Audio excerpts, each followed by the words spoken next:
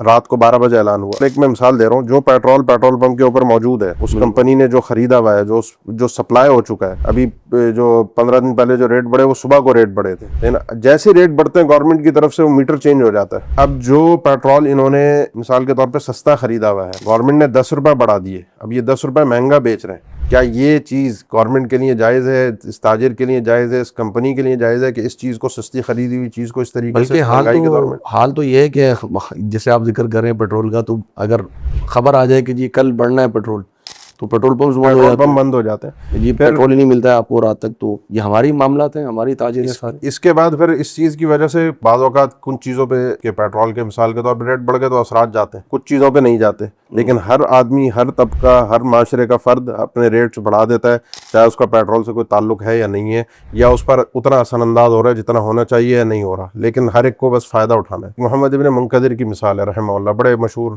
علماء میں سے اور زاہدین میں سے گزرے ہیں, محدث تھے, تجارت کرتے تھے. ان کے پاس ان کی سمجھے دکان تھی تو 2 طرح کا کپڑا تھا, ایک ہی نوعیت کا, مٹیریل چینج تھا, تو ایک 5 دینار کا یا 10 دینار کا, مختلف جیسے واقعات میں ہوتا ہے کہ اس کے ریٹ کم تھے, ایک کے ریٹ آدھے تھے. یہ گئے ہوئے تھے دکان سے, ان کا بھتیجا یا بیٹا دکان پر موجود تھا, کوئی دیہاتی باہر کا آیا, اس نے خریدا تو اس نے سستا والا مال مہنگے ریٹس میں بیچ دیا, 5 دینار والی چیز کو 10 دینار میں بیچ دیا. محمد بن منکدر واپس آئے, ان کو پتہ چلا کہ بھتیجے نے حرکت کی ہے جان بوجھ کر, یا مطلب اس نے بہرحال اپنی خوشی سے بیچا, اس نے اپنی خوشی سے خریدا, سودا ہو گیا. تو وہ نکلے بازار میں, ڈھونڈا, تلاش کیا کس نے خریدا ہے, کافی دیر تلاش کرنے کے بعد اس دیہاتی تک پہنچ گئے. باہر سے آیا ہوا تھا, اس کو پکڑا کہ آپ نے اس دکان سے یہ چیز خریدی. اس نے کہا آپ نے کتنے کی خریدی؟ اس نے کہا 5 دینار کی. اس نے کہا یہ 10 دینار کی. اس نے کہا 10 دینار کی نہیں ہے, یہ 5 دینار کی ہے, اور میرے بھتیجے نے غلطی سے آپ کو 10 دینار کے بھیج دیا. اب یا تو یہ ہے کہ آپ 5 دینار واپس لیں, یا اپنے پیسے لیں, ہمیں یہ چیز واپس کر دیں, یا پھر آپ 10 دینار والی چیز لیں, یہ آپ کو کرنا پڑے گا. اس نے کہا بس میں نے لے لیا, میں نے اپنی مرضی سے لیا, تو ہو گیا نا, یعنی شرعی طور پر گناہگار تو نہیں ہے, نہ آپ کا بھتیجا نہ میں, اپنی خوشی سے. انہوں نے کہا نہیں, جب یہ چیز اتنے کی ہے تو یہ چیز آپ کو میں اتنے کی ہی دوں گا, اب آپ کو ایک کام کرنا پڑے گا. اس نے 5 اپنے